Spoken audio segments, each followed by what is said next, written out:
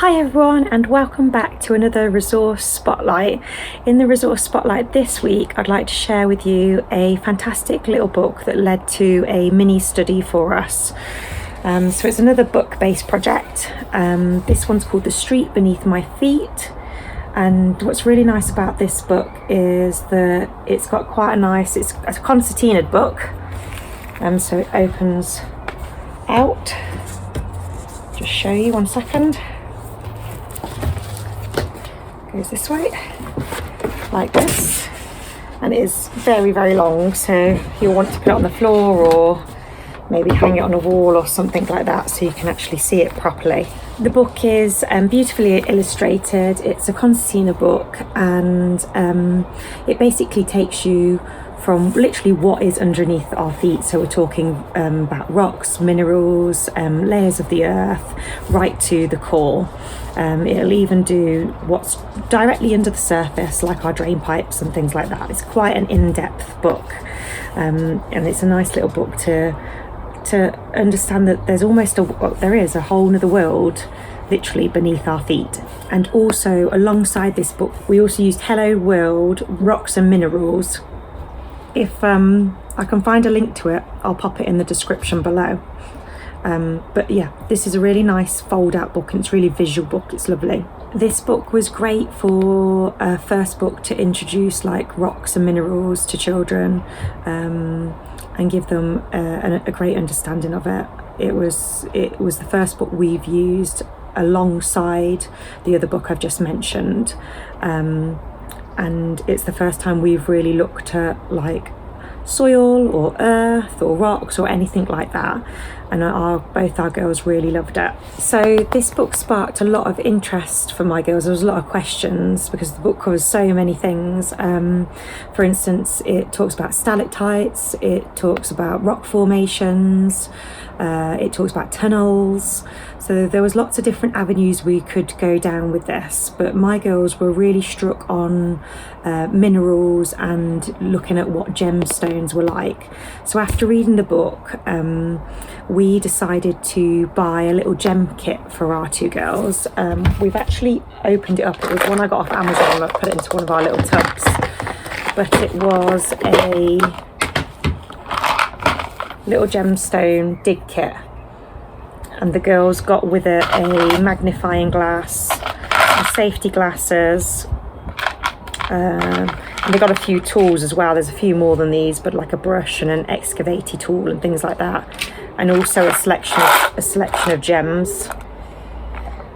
And the book is really handy as well, because if you wanted to, it goes into more detail about exactly what each gem is, which is quite good as well. So we read the book, and then we had a good old play with this. The girls dug out all the gems, which was super exciting for them, and they really enjoyed it.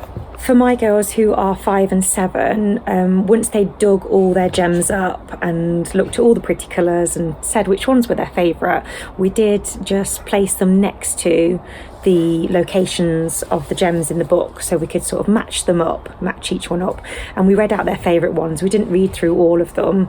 Their attention span isn't long enough for that, but if you've got a child that's maybe older or a lot more keen and more interested, they might like to sit and actually learn about all the different minerals or gems that they found. Also, from reading the book, my girls wanted to explore different types of soil, so we did actually take them to a few places where we knew there would be different types.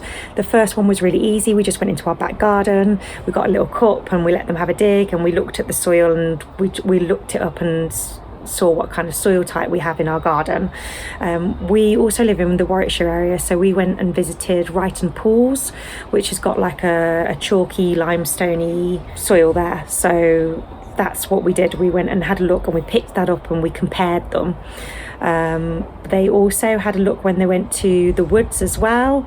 We've got a local woods that are near us, and as we were walking through, we compared the little pot that we had from our garden to what was in the woods and what we'd also seen at Ryton Pools Country Park. And they noticed that in the woodland area when we went, and it was all damp and muddy, there was also lots of bark and things that had collected within the first layer of the ground. The girls also found that there was worms living in the soil, so that led them down a different path to what else was living in soil. Could other insects be living there? And they found things like beetles and bugs and centipedes, I think. So that was really interesting because my girls are very nature-based. So they did really thrive off that. That got them quite excited that they'd found so many worms and a couple of beetles and a few centipedes or earwigs or whatever you call them. So for this book, I feel like if I was to give an age recommendation, I almost feel like I want to split it into 2 age groups. I feel like me as a parent, we've probably only just scraped the surface with this book, and there's lots more of extended learning that I feel we possibly could have done with, or maybe we should wait a little bit till the girls are a little bit older. So for my first group, I would say the book's great for anybody who is sort of like 4 to 6 or 7 and doing a very sort of simple extension work if you wanted to, like we did with our girls. But I feel like if you do have a child that's older, the book also lends itself to like 7 plus, maybe like 7 to 13 even. I feel like there's a lot of extended learning that could happen. Just feel my girls aren't ready for it yet. So I wanted to include this in the resource spotlight because the book is absolutely stunning. It's beautiful, it's very visual, and it gives a lot of information. I feel like we will revisit this book and we'll also probably do some more of that extended learning. I literally just feel like we've scraped the surface with it. But I wanted to put it out there because if anybody does have anybody that is interested in tunnels or rocks or gems or minerals, or learning just the layers and going to the core and about magma, it's a really good book. So for the 4 to 6 age bracket, I'd say reading the book, doing our little gemstone kit and touching upon there are different types of soil was enough for us. The girls haven't really took it any further than that. However, I am going to suggest a few extended learning and sort of a bit of cross-curricular learning for anybody who would like some more ideas, if they would like to expand this into a bit more of a mini study or a longer project. I also feel for when I said about recommending 2 groups, I also feel for the 7 to 10 year olds or 7 to 13 year olds, I feel like they could maybe be some more experiments involved, could be a bit more science led. They could maybe even do like soil observations, maybe get a few jars, see the difference, go and look them up, whether it's loamy soil, chalky soil, that sort of thing. I've made a few notes actually for 7 to 10s. I also said about identifying different rock types as well. I like the fact with this book that it can lead on to a little mini study, and it can be as flexible as you like. It doesn't have to be too in depth unless you really want it to be. You can just literally scrape the surface with it if you like. So I've made a little list of some like cross-curricular extra activities that you could go and do if you wanted to. My girls haven't done all of these, but I felt if there was because there's almost like 2 age groups for this book, I felt I should include it. So if I keep looking over here, it's just because I've got some notes written down. So basically, first off, I thought about science, and we didn't touch upon this, but going more in depth about sedimentary rock, igneous rock, and metamorphic rock. I thought that would be a really interesting study, probably for that 7 to sort of 10 to 13 age group. Maybe they could learn the 3 types of rocks, and they could also try the vinegar test to identify limestone. I'm sure if you Google it, you'll be able to see it. That would be pretty interesting to do. I also thought about geography and maybe looking at getting the globe out or getting a map out and looking at where different rocks are found. And you could even look at like volcanoes and earthquakes and how they're formed, and where they are on the map, and compare them to other places. I thought that would be a quite good one to look at too. I also thought for this mini study it could go quite creative as well, so you could include art, and you could think about like maybe rock painting, which my girls have actually done. They have painted rocks, or you could maybe do some fossil imprinting with some clay. I thought that would be a quite good one as well. Obviously it talks about fossils in the book as well, so it would link in quite nicely.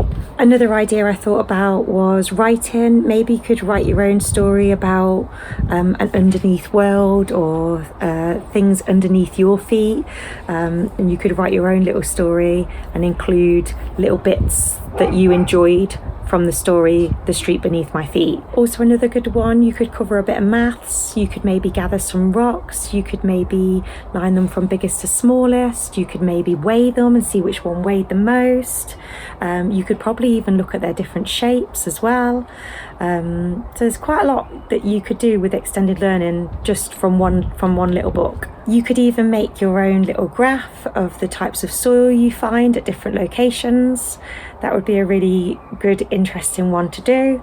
So to wrap up this mini study, if you're looking for something that is more about earth science and it's fun and tactile, the book The Street Beneath My Feet is a great launch pad.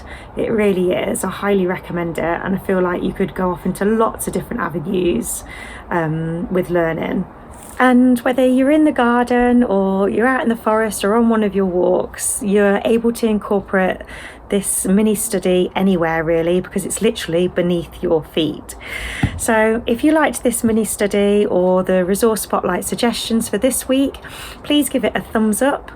I'd love it if you subscribed and followed along with our journey, and let me know in the comments if you're enjoying our resource spotlights, and if there's any other books that you'd recommend for rocks and gems and minerals for young children aged 5 to 7. That'd be fantastic. See you on the next one, everyone. Bye.